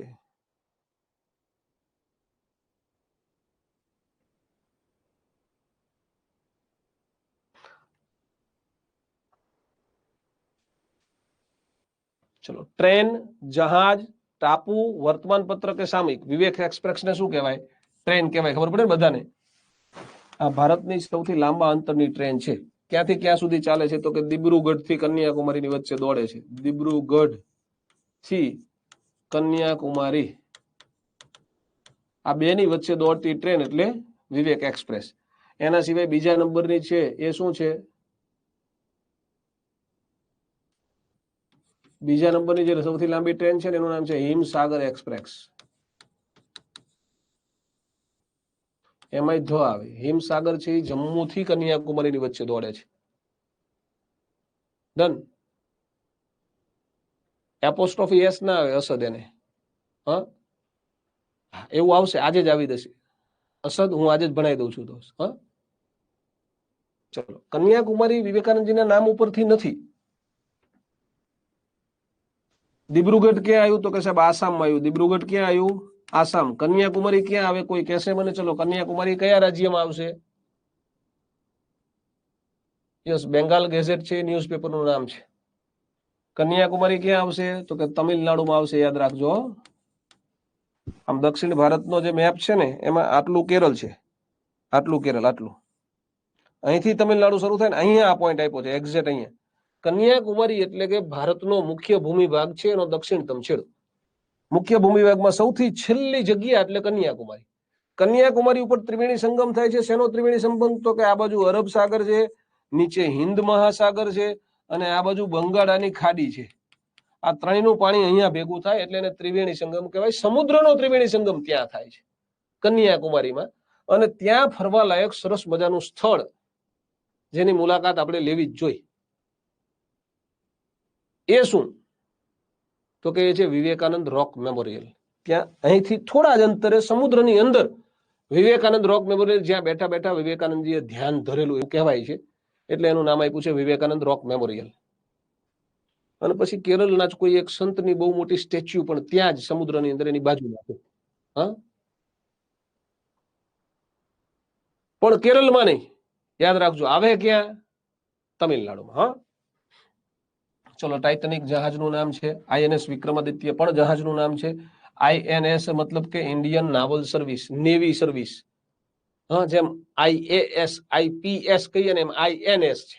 હા, times of India newspaper, safari magazine, Navneet સમર્પણ મેગેઝિન. નવનીત સમર્પણ કઈ સંસ્થા દ્વારા બહાર પાડવામાં આવે છે? તો ભારતીય વિદ્યા ભવન દ્વારા બહાર પાડવામાં આવે છે. ભારતીય વિદ્યા ભવનની સ્થાપના કોણે કરી હતી? કમા મુનશીએ કરી હતી. કોણે? કમા મુનશીએ કરી હતી. હા, શબ્દ સૃષ્ટિ મેગેઝિનનું નામ છે. મ્યુઝિકલ ઇન્સ્ટ્રુમેન્ટ પ્રાંત અને પ્રજાના નામની સાથે ધ વપરાય. Musical instrument piano, flute, flute એટલે વાંસળી, મોરલી. મોરલી વાગે ને મારા મન હરે, ઈ મોરલી હો, કાનુડાવાળી મોરલી, વાંસળી. પંજાબ શું કહેવાય? પ્રાંત કહેવાય હો, પંજાબ પ્રાંત. પંજાબને રાજ્ય કીધું હોય તો નો આર્ટિકલ, પંજાબ પ્રાંત હોય તો ધ. હા, ધ માં ઉચ્ચારણની કોઈ જરૂર નથી. સૌરાષ્ટ્ર પ્રાંત કહેવાય, જાપાનીઝ ને પ્રજા કહેવાય, ઇન્ડિયન્સ ને પ્રજા કહેવાય. વ્યક્તિવાચક નામનો ઉપયોગ જાતિવાચક નામ તરીકે થાય ત્યારે તેની સાથે ધ, એ કે એન વાપરી શકાય છે. ત્રણેય વપરાય. હવે જોજો, અહીંયા ધ્યાન રાખજો શું કરવાનું. જોજો, આમાં તમને વ્યક્તિવાચક નામ એટલે ખબર પડે છે ને, પ્રોપર નાઉન. આપણે નાઉન ભણી ગયા ને. પ્રોપર નાઉન એટલે દાખલા તરીકે હું જે શહેરમાં છું એનું નામ છે ગાંધીનગર. તો ગાંધીનગર પ્રોપર નાઉન કે કોમન નાઉન? જરા મને કહેજો તો. ચલો તો ગાંધીનગરને તમે પ્રોપર નાઉન કહેશો કે કોમન નાઉન કહેશો? પંજાબ વાળું ના સમજાણું? જો તમને આવું આપ્યું હોય વાક્ય, આવું વાક્ય આપ્યું હોય, ખાલી જગ્યા Punjab is a state in India, આવું આપ્યું હોય તો ખબર પડે ને કે પંજાબનો ઉલ્લેખ કેવી રીતે થયો. તો કે સાહેબ પંજાબને સ્ટેટ કીધું, તો સ્ટેટ કીધું તો પંજાબની સાથે ધ નહીં વાપરવાનું. પરંતુ જો પંજાબ વિસ્તાર તરીકે કીધું હોય, એટલે કે એને વિસ્તાર એટલે શું કહેવાય? આપણે પ્રાંત કહીએ, તો ધ લખવાનું. કે પંજાબ સૌથી વધારે ઘઉંનું ઉત્પાદન કરે છે, તો પંજાબ એટલે રાજ્યની વાત નથી. પંજ આબ એટલે પાંચ પાણીઓનો જ્યાં સંગમ થાય છે, પાંચ નદીઓનો જ્યાં સંગમ થાય છે, એને પંજાબ કીધું છે. હા, ચલો, તો પંજાબ આવ્યું છે. તો પંજાબ શેના ઉત્પાદન માટે ફેમસ છે? બધાને ખબર છે. તમને શેના ઉત્પાદન માટે ફેમસ છે? સાહેબ ઘઉંના ઉત્પાદન માટે. સૌથી વધારે ઘઉં ભારતમાં, સૌથી વધારે ઘઉં ઉત્પન્ન કરતું રાજ્ય કયું? ભારતમાં સૌથી વધારે ઘઉંનું ઉત્પાદન કયા રાજ્યમાં થાય છે? જરા કમેન્ટ કરીને કહેજો મને. ઘઉં નહીં, ઘઉં હો, જી નહીં, GH.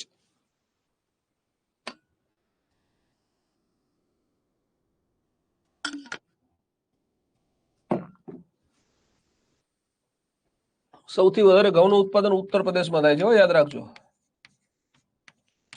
પરંતુ પ્રશ્નને થોડોક ટ્વિસ્ટ કરીને પૂછે કે સૌથી વધારે હેક્ટર દીઠ ઉત્પાદન, આવો પ્રશ્ન હોય, યાદ રાખજો. શું કે સૌથી વધારે હેક્ટર દીઠ, તો જવાબમાં પંજાબ હરિયાણા આવે. હેક્ટર દીઠ નો મતલબ એવો છે કે એક હેક્ટર જમીનની અંદર આટલી જમીન પંજાબમાં છે ને આટલી જમીન ઉત્તર પ્રદેશમાં છે. તો સૌથી વધારે ઉત્પાદન ક્યાં છે? તો કે સાહેબ પંજાબ ને હરિયાણામાં છે. પણ ઉત્તર પ્રદેશ બહુ મોટું છે, એની અંદર બહુ ઘઉંનું વાવેતર થાય છે, એટલે પંજાબ ને હરિયાણાનો સરવાળો થાય ને એના કરતા વધારે. ઘઉંનો કોઠાર કે તો તમે પંજાબ લખી શકો છો, બરોબર છે. ચિકાદરા કાજલ. ચલો, આપણે અહીંયા હતા. હવે જો ગાંધીનગર ને પ્રોપર નાઉન કહેવાય અને ગાંધીનગર માટે જ ગાંધીનગર શબ્દ જ્યારે જ્યારે વપરાય ને, ગાંધીનગર માટે જ ગાંધીનગર શબ્દ વપરાય, તો એવા સંજોગોમાં ક્યારેય એની સાથે એક પણ આર્ટિકલ વાપરી શકાય નહીં, નો આર્ટિકલ જ આવે. હા, સમજાય છે? જો હું એવું કહું ને, માની લો કે સુરેન્દ્રનગર ની અંદર મારે એવું કહ્યું લખતર ગાંધીનગર છે, એટલે કે ગાંધીનગર શબ્દ ગાંધીનગર માટે નો વાપરો, કોના માટે વાપરો? લખતર માટે વાપરો. તો ઇંગ્લિશમાં આવી રીતે લખાય. જો લખતર શબ્દ કોના માટે વાપરો મેં? તો કે સાહેબ લખતર માટે જ વાપરો, તો એની આગળ આર્ટિકલ ના આવે. લખતર ઇઝ ગાંધીનગર, એટલે ગાંધીનગર શબ્દ ગાંધીનગર માટે નથી વપરાણો, લખતર માટે વપરાણો. તો શું લખાય? ગાંધીનગર. Lakhtar is a Gandhinagar. અને હું એમ કહું કે લખતર એ સુરેન્દ્રનગરનું ગાંધીનગર છે, તો ધ આવી જાય, કારણ કે નક્કી થઈ ગયું, નિશ્ચિત નામ થઈ ગયું. જો આપણે હમણાં ભણ્યા હતા, ખબર છે, શેક્સપિયર શબ્દ છે, એની પાછળ શબ્દ સમૂહ આપ્યો. તેંડુલકર શબ્દ છે, એની પાછળ શબ્દ સમૂહ આપ્યો. અમિતાભ શબ્દ છે, પાછળ શબ્દ સમૂહ આપ્યો, એને નિશ્ચિત બનાવવા. માન્ચેસ્ટર શબ્દ છે, પાછળ શબ્દ સમૂહ આપ્યો. જો પાછળ શબ્દ સમૂહ આપવામાં ન આવે તો ધ નો આવે, તો ઉચ્ચાર પ્રમાણે એ કે એન આવે. દાખલા તરીકે આ જ વાક્ય આવી રીતે આપ્યું હોત, જો ખાલી જગ્યા કાલિદાસ, સમજો અહીંયા થોડો કોન્સેપ્ટ છે, ઇઝ ખાલી જગ્યા શેક્સપિયર. અહીંયા પૂર્ણ વિરામ આપી દીધી. તો સમજો આમાંથી કાલિદાસ શબ્દ કોના માટે વપરાણો, તો કે સાહેબ કાલિદાસ માટે જ વપરાણો. ખબર પડે ને? તો કાલિદાસ સાથે શું આવે? નો આર્ટિકલ. અને કાલિદાસ માટે જ શેક્સપિયર શબ્દ પણ વપરાણો છે, તો આનો ઉચ્ચાર મીંડાવાળા સ થી થાય. શેક્સપિયર એટલે અ શેક્સપિયર લખવાનો થાય. Kalidas is a Shakespeare. પરંતુ શેક્સપિયર ની પાછળ ઓફ ઇન્ડિયા આપ્યું એટલે શેક્સપિયર નિશ્ચિત થઈ ગયા એટલે ધ આવ્યું. Kalidas is the Shakespeare of India. Okay. હા, Gandhinagar is a beautiful green city, આવું કે તમને? આવું કીધું. હાલો, Gandhinagar is a green city. તો ગાંધીનગર શબ્દ કોના માટે વપરાણો? મેં આવું વાક્ય લખ્યું, Gandhinagar is a green city. તો આ ગાંધીનગર શબ્દ કોના માટે વપરાણો? તમારા મગજને સાધારણ રીતે પ્રશ્ન પૂછો તો કે સાહેબ ગાંધીનગર માટે, તો નો આર્ટિકલ. સમજાણું? શું કરવાનું છે? તો જે પ્રોપર નાઉન છે, વ્યક્તિવાચક નામ છે, એ એના પોતાના માટે વપરાય તો કોઈ દિવસ કોઈ આર્ટિકલ ના આવે, પણ બીજા માટે વપરાય તો ઉચ્ચાર પ્રમાણે એ એન કે ધ લખી શકાય. હા, ડન.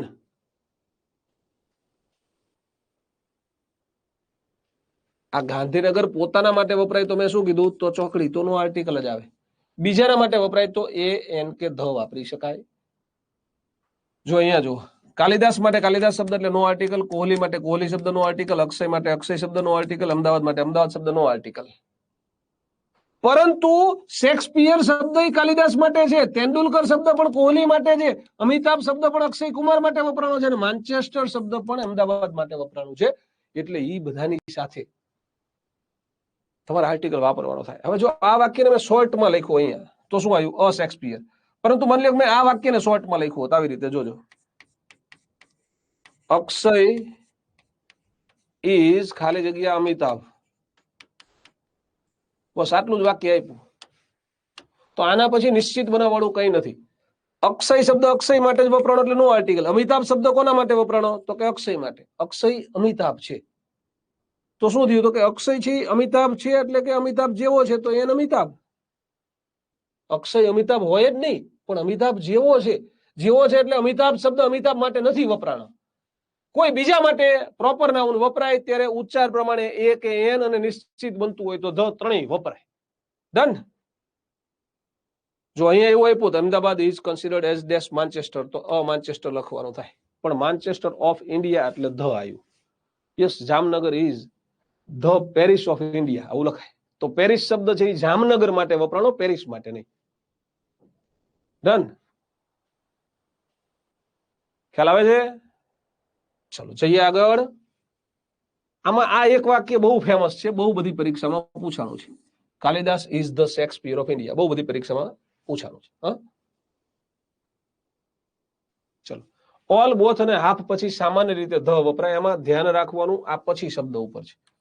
ઓલ, બોથ અને હાફ પછી, એટલે કે ઓલ આપ્યું હોય, બોથ આપ્યું હોય, હાફ આપ્યું હોય ને એના પછી સામાન્ય રીતે બહુવચનનું જ નામ હોય. ઓલ, બોથ અને હાફ પછી બહુવચનનું નામ હોય એટલે ધ લખી દેવાનું. All the players, both the brothers, half the tickets, all the teachers. All the, both the, half the. Understand? All, both ને હાફ પછી ખાલી જગ્યા હોય તો ધ લખશું. સમજાય છે? યસ ઓર નો ફટાફટ કમેન્ટ કરીને કયો મને, એટલે મને ખબર પડે, તમને ખબર પડે છે. જો તમને સમજાય ને તમે મને કહો તમે સમજ્યા તો હું સમજુ તમે સમજ્યા. જો તમને ના સમજાય ને તમે મને કહો તમે નથી સમજ્યા તો હું સમજુ તમે નથી સમજ્યા. પણ જો તમને ન સમજાય ને છતાંય તમે મને એમ કહો તમે સમજ્યા તો હું કેવી રીતે સમજુ તમે સમજ્યા કે નહીં સમજ્યા.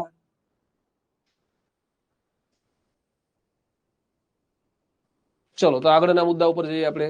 યસ, ઇંગ્લિશમાં if you understand and say me you have understood I can understand you understood. If you don't understand and say me you haven't understood I can understand you haven't understood.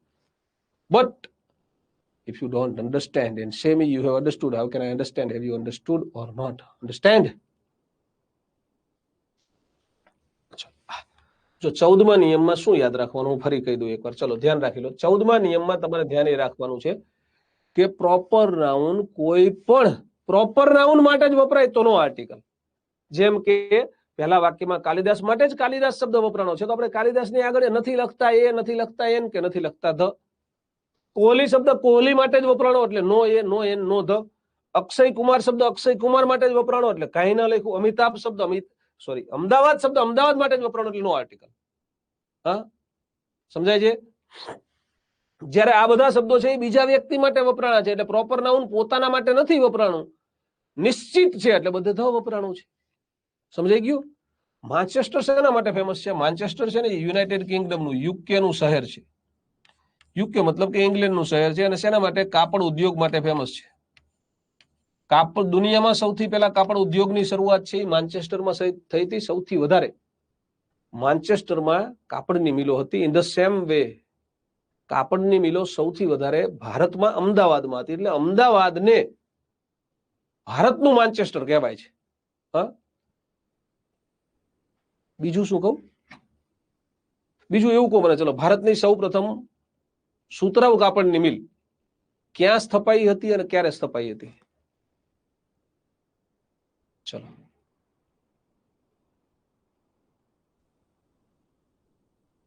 ભારતની સર્વપ્રથમ કાપડની મિલ, yes, જાપાનમાં Osaka, બરોબર છે. ક્યાં અને ક્યારે? સુરત સાચો જવાબ નથી. મુંબઈ સાચો જવાબ છે, ક્યારેનો જવાબ નથી. વેરી ગુડ કાજલ ઠાકોર, 1854 અને મુંબઈ, ખૂબ સરસ.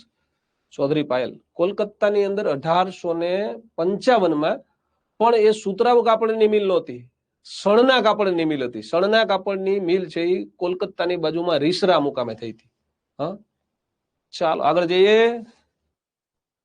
ઓલ બોથ હાફ સમજાવી દીધા તમને. હિસ્ટ્રિકલ ઇવેન્ટ્સ હોય તો ધ લખવાનું, આવું બધું પરીક્ષામાં આવવાની બહુ ઓછી શક્યતા છે, છતાંય છે એટલે જોઈ લઈએ. પોલિટિકલ પાર્ટીઝ હોય તો ધ લગાડવાનું.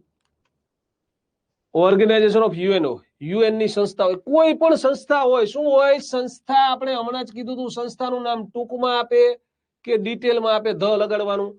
Security council, the. Security council નું ગુજરાતી શું થાય? સલામતી સમિતિ. સલામતી સમિતિ.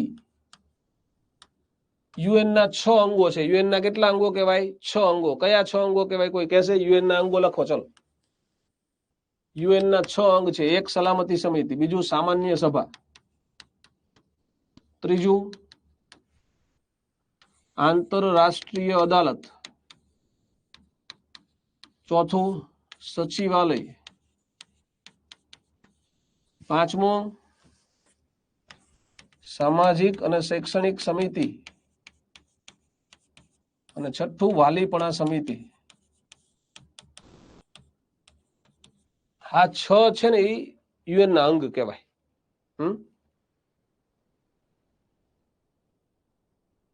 યસ, એવું કે તમને કે આંતરરાષ્ટ્રીય અદાલત છે, આ આંતરરાષ્ટ્રીય અદાલત એનું વડું મથક ક્યાં છે? તો કે હેગ. ક્યાંનું હેગ? હોલેન્ડ નું હેગ. અને હોલેન્ડ નું નવું નામ શું? તો કે ઇજ નેધરલેન્ડ. હો, હોલેન્ડ એ જ નેધરલેન્ડ, યાદ રાખજો. વાલીપણા સમિતિનું કામ શું છે? તો કે વાલીપણા સમિતિ છે દ્વિતીય વિશ્વયુદ્ધ પછી જે અનાથ ટાપુઓ પડ્યા હોય ને, અમુક એવી જગ્યાઓ પડી કે એના ઉપર શાસન કોને કરવાનું નક્કી જ ન થાય, તો એનું ધ્યાન રાખે. હા, ચલો આગળ જઈએ. રિલિજિયસ ગ્રુપ્સ હોય પણ બહુવચન હોવું જોઈએ. શું હોવું જોઈએ? બહુવચન. ક્રિશ્ચિયન્સ, હિન્દુઝ. નેશનાલિટીઝ બહુવચન હોવું જોઈએ. Russians, Indians. Done. Branches of government, સરકારની 3 શાખાઓ છે. ન્યાયાલય, લેજિસ્લેટિવ ને શું કહેશો? ધારાસભા. અને એક્ઝિક્યુટિવ ને શું કહેશો તમે? ધારાસભા, ન્યાયાલય. અને ત્રીજું અંગ કયું કહેવાય? મને ગુજરાતી યાદ નહીં આવે, ફટાફટ તમે એક્ઝિક્યુટિવ નું મને ગુજરાતી કહો. ડેઝિગ્નેશન્સ ઓફ પર્સન, પણ એકલ હોદ્દો હોવો જોઈએ. હોદ્દો તો ખરો પણ કેવો? એકલ. જે તે સંસ્થામાં ચેરમેન એક હોય, ડાયરેક્ટર એક હોય, પ્રિન્સિપાલ એક હોય, ચીફ મિનિસ્ટર એક હોય, પ્રાઇમ મિનિસ્ટર એક હોય. યસ, કારોબારી. ગુજરાતી શું કહેવાય? કારોબારી. જો ધ્યાન રાખજો, હું તમને એક ખાલી જગ્યા મજાની સમજાવું છું. હી ઇઝ ખાલી જગ્યા MLA. હી ઇઝ ખાલી જગ્યા MLA ઓફ ગુજરાત. અને હી ઇઝ ખાલી જગ્યા MLA ઓફ દહેગામ. 3 ખાલી જગ્યામાં ત્રણેયમાં ખાલી જગ્યા પછી એમએલએ છે, દેખાય છે? તો આ એમએલએ કયો ખબર નથી એટલે એન એમએલએ. આ ગુજરાતના એમએલએ કેટલા હોય સાહેબ? 182 હોય એટલે હજી નિશ્ચિત નથી એટલે એન એમએલએ. જ્યારે આ એમએલએ ઓફ દહેગામ એક જ હોય, એક જ એકલ હોદ્દો કહેવાય આને, તો એવા કેસમાં ધ લખવાનું. એવું લખે હી ઇઝ ખાલી જગ્યા પ્રાઇમ મિનિસ્ટર ઓફ ઇન્ડિયા, તો એક જ હોય ધ લખાય. પણ આવું લખ્યું હોય હી ઇઝ ખાલી જગ્યા મિનિસ્ટર ઓફ ઇન્ડિયા, તો મિનિસ્ટર એક થી વધારે હોય એટલે આને નિશ્ચિત ન કહેવાય, તો અ મિનિસ્ટર ઓફ ઇન્ડિયા લખાય. બરોબર? ચલો ડન. હવે તમારું કામ શરૂ થઈ ગયું. આપણે આજ આગળ ભણાવતા નથી, આજ અહીંયા અટકી જઈએ છીએ.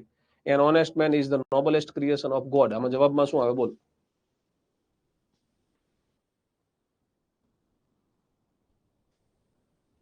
હા, મેમ્બર ઓફ લેજિસ્લેટિવ આવું આપ્યું ખાલી જગ્યામાં હી ઇઝ ખાલી જગ્યા મેમ્બર ઓફ લેજિસ્લેટિવ એસેમ્બલી.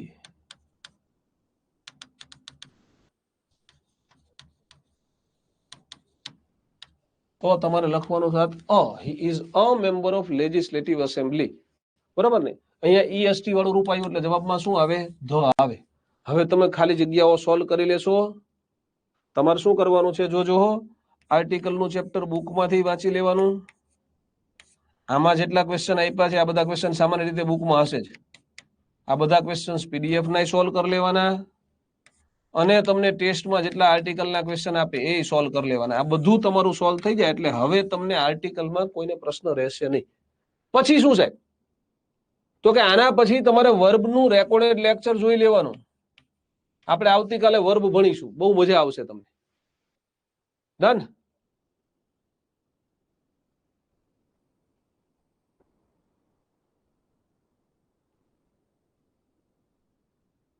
પોતાના નામ સાથે પોતાનું બીજું નામ વપરાય નહીં સામાન્ય રીતે. દેત્રોજા ગીતા કેવી રીતે વાપરો? તમે વાક્ય બનાવીને આપો તો ખ્યાલ આવે. હા, એબ્સ્ટ્રેક્ટ નાઉન ને મટીરિયલ નાઉનમાં જ્યારે ગણી શકાય એવી વસ્તુ આવે ને, યસ માધવીબેન, એબ્સ્ટ્રેક્ટ નાઉન કે મટીરિયલ નાઉનમાં ગણી શકાય એવી વસ્તુ આવે. જો ક્યારેક એવું કે તમને આવું કે જો એક વાક્ય આપો એ તમને સમજાય. જો વોટ વચમાં છે ને આવી એક જાહેરાત આવતી હતી અમિતાભ બચ્ચનની, વોટ ખાલી જગ્યાએ આઈડિયા સર્જી. પછી ઓપ્શન તમને 4 આપ્યા હોય, એ એન ધ અને નો આર્ટિકલ. તો શું આવે? વોટ એન આઈડિયા સર્જી. શું આવે? વોટ એન આઈડિયા સર્જી. હા, હવે સબસ્ક્રાઇબર કદાચ 200-300 બાકી હશે. તમારે બધા મિત્રોએ તમારા ઘરમાં જેટલા ફોન હોય એ બધા ફોનમાંથી યુટ્યુબમાં જઈ અને જ્ઞાન લાઈવ સર્ચ કરવાનું. શું સર્ચ કરવાનું? જ્ઞાન લાઈવ. અને આ યુટ્યુબ ચેનલ બધાએ ફરજિયાત સબસ્ક્રાઇબ કરી દેવી. હા હા, આ એમએલએ નું ફૂલ ફોર્મ જ લખ્યું આપણે, મેમ્બર ઓફ લેજિસ્લેટિવ એસેમ્બલી. બધા જ મિત્રો જઈ અને જ્ઞાન લાઈવ યુટ્યુબ ચેનલ સબસ્ક્રાઇબ કરી દેજો. ઘરમાં જેટલા ફોન હોય એટલા ફોનમાંથી જેટલા તમારામાં માની લો અલગ અલગ મેલ, તમે મેલ આઈડી બનાવ્યો હોય તો બીજા મેલ આઈડી માંથી સબસ્ક્રાઇબ કરજો. હા યસ. હવે લેક્ચર પૂરો થઈ ગયો. આજે આપણે આગળ જતા નથી. મારે તમને વર્ક ભણાવવું હતું પણ હવે એ બધી દોડાદોડીમાં આજે થોડુંક દોડવું છે ને 1 મિલિયન વાળામાં, એટલે હવે બાકી લગભગ 200-300 હશે. તમે બધા ફટાફટ સબસ્ક્રાઇબ કરાવી દેશો ને એટલે મને લાગે છે કે કદાચ આપણે 8 વાગે ઇવેન્ટ લઈએ એમાં સબસ્ક્રાઇબર પૂરા થઈ જશે. ડન? હા, ખાલી જગ્યા બ્રેવ આર એટલે અસત ધ લખવાનું દોસ્ત, કારણ કે બ્રેવ વિશેષણ છે, સમગ્ર વર્ગ માટે વપરાણું. ડન? બાકી તમને કઈ પ્રશ્ન હોય તો આવતા લેક્ચરમાં તમે મને પૂછી શકો છો, ચિંતા ના કરશો. હા, પણ બધા અત્યારે આ સબસ્ક્રાઇબ કરી દેજો. 8 વાગે યુટ્યુબ ચેનલમાં એની ઇવેન્ટ લેવાના છે આપણે. 8 વાગે થઈ જાય તો બહુ સારું. હા, અમી બેન તમારી બેચની અંદર રીઝનિંગના લેક્ચર આવશે બેન. મેથ્સ તો પ્યોર મેથ્સની બેચ, તમારે મેથ્સ સાયન્સ વાળી બેચ તમે લીધી હોય તો આવે. 5 ફોનમાંથી સબસ્ક્રાઇબ કરી. ખૂબ સરસ સંજયભાઈ, આભાર મિલીબેન. ચલો છૂટા પડીએ તો 8 વાગે યુટ્યુબમાં લાઈવ આવવાનું છે. યુટ્યુબમાં જ્ઞાન લાઈવ યુટ્યુબ ચેનલમાં તમે બધા લાઈવ આવજો. 8:30 જેને લેક્ચર હોય ને એ બધા મિત્રો, તમે બીજી બેચ વાળા અત્યારે ભણતા હોય તો 8:30 ની બેચ વાળા મિત્રો 8 વાગે તો લાઈવ આવજો. અડધી પોણી કલાક લાઈવ રહેવાનું. ત્યારે બધાએ કમેન્ટ કરવાની છે. તમારે બધાની કમેન્ટ ધ્યાનમાં રાખવામાં આવશે. આજના લેક્ચરની નીચે પણ કમેન્ટ બોક્સમાં જે મિત્રો કમેન્ટ કરે છે એમાંથી વિશેષ કમેન્ટને અમે સિલેક્ટ કરીશું. હા, ખૂબ સરસ. 15 ફોન છે ને 15 ફોનમાંથી ખૂબ સારું કહેવાય. લો હા, બધા અત્યારે જ સબસ્ક્રાઇબ કરી દેજો, કોઈ ફોનમાંથી બાકી ના રહે. અને મિત્ર વર્તુળમાં ઇવેન્ટને શેર કરી દેજો.